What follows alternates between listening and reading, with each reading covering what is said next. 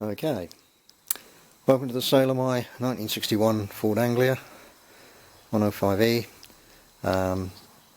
It's unfortunately a stalled project. Gave it to a body shop who had it for 4 years and basically bare metalled it, done a few bits of welding on it and very little else. But it's a very promising project. It basically was restored, then left on a driveway for many years, and so it gathered some more rust, but it's got going for it. It's got really good wings. Needed a slight headlight repair, which you can get the panel for. Back of the wing, it's really good apart from down the bottom, but there is a repair panel to go with that. The sills were actually repaired before, and that what you can see on there is just basically where the grinder has caught in on the protector that's been put on there, the old, I forget what they call it, the undersealy sort of stuff. Back wing, we've got a slight bit there. The actual wings themselves, excellent condition. As I say, everything's been bare metalled on it, even though it was sprayed before. And interior wise, back seats grubby but probably usable. Front seats have some areas that need retrimming, or you could just go the whole hog and get a nice Aldridge interior for it. Dashboard is in the correct Ming yellow, which is its original colour. Going through, if we look inside the boot, rear valance is really good, no rust in that at all. So most of this was restored before, and all that's happened is some areas have unfortunately succumbed to being sat on a driveway where the rains got through. The worst bit is the engine compartment, which I'll show you, but you can see there's previous repairs that have been done along here, so all that is completely sound. So the boot lid is fantastic. Though that looks like rust, it's actually just the gooey mess left behind when the rubbers have been removed. So there's no rust in that boot lid. And the other favourite spot they go is along that bit, which, as you can see, is absolutely perfect, never been repaired.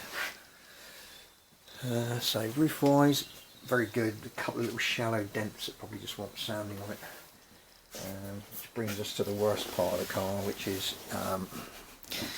on the bulkhead there, and you can see it, there's a very small patch required there. Front of the strut top, you can see there's a bit of a little sunshine on there. That's okay. The back is okay. Small patch down there.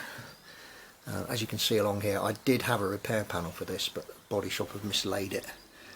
If I do find it, obviously I'll include that, but they're only about, I think about 90 quid. Holey bit there. Chassis rail has a small hole at the front there. The rest of it is actually solid, even though it looks rusty. Again, another hole. You can probably just about see at the back there, a small hole at the top. The underneath of the chassis legs are fine.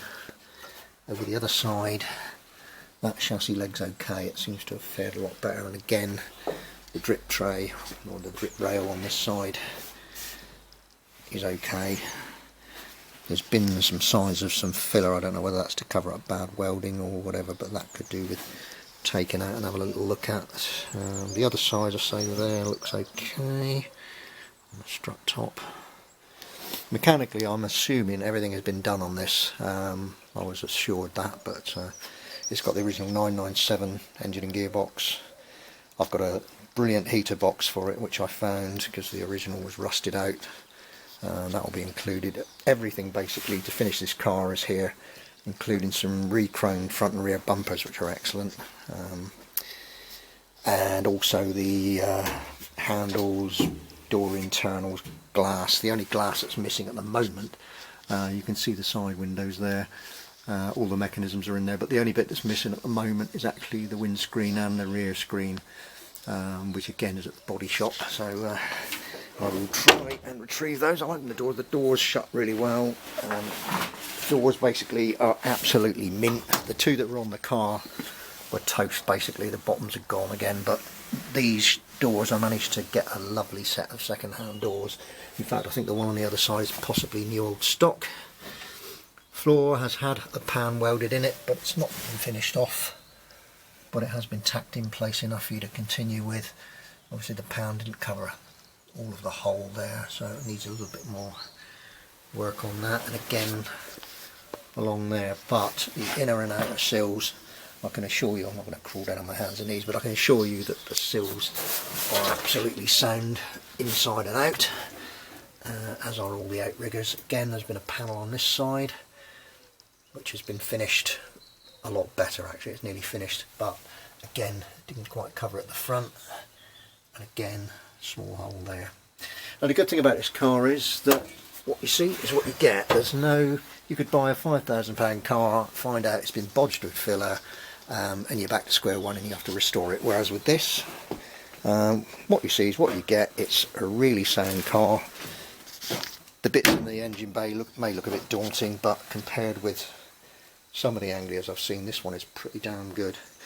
And what you're getting as well is you've got the original registration number that's been valued at £1,800 plus, which is 6120 WA, and also the fact it was originally a Ming yellow and white two-tone, and all the two-tone trims there. As you can see on the top of the strip between the bonnet and the grille, there is some slight rust holes there which could probably be welded.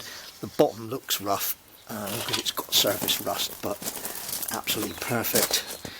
Coming up the side there, not too bad. A little bit by the side lights. I say headlight panel needs doing on that side, but as I say, both wings. See the other one there, that is solid steel. I think it must have probably had 2 new wings on it at some time, because it's just too good. You go down that side, you can see absolutely perfect. Nothing wrong with that wing at all. Inner wing, I think just about see there's a small tiny little hole down the bottom there which has formed, but other than that it's all pretty good. So, sorry for the wiggly camera. There's a lot else I can show you. Oh, the bonnet.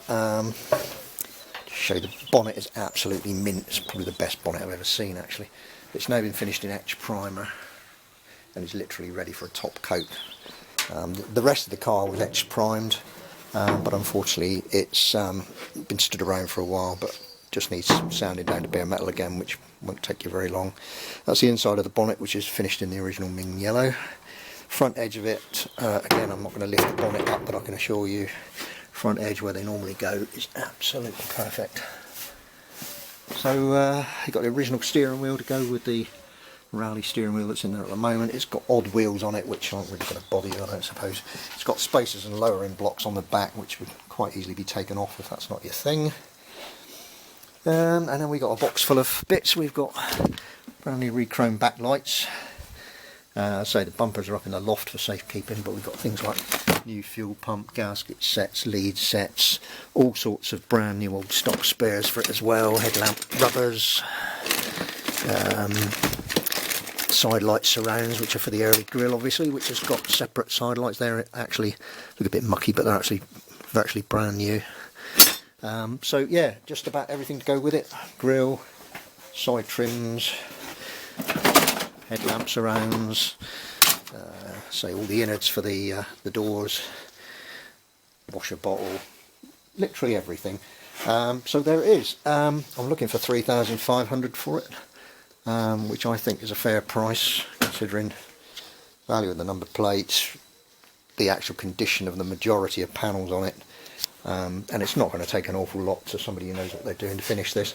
Sadly I don't do welding, otherwise I'd probably finish it off, but it's taken me 4 years of struggling with a body shop to actually get them to do it, and in the end they got thrown out of their premises, and I've had to remove the car this weekend. So here she is in my garage, unfortunately taking up space where my Consul Capri should be. But anyway, there you are. Any questions, just message me, or you can call me on 0794 157 1354. My email address is chevysled, which is CHEVYSLED @msn.com. and I look forward to hearing from you if you've got any questions. Welcome, come and view it. It's on the south coast, which is Leon-the-Solent, which is near Portsmouth. Quite easy to get to from the M27. So there we go.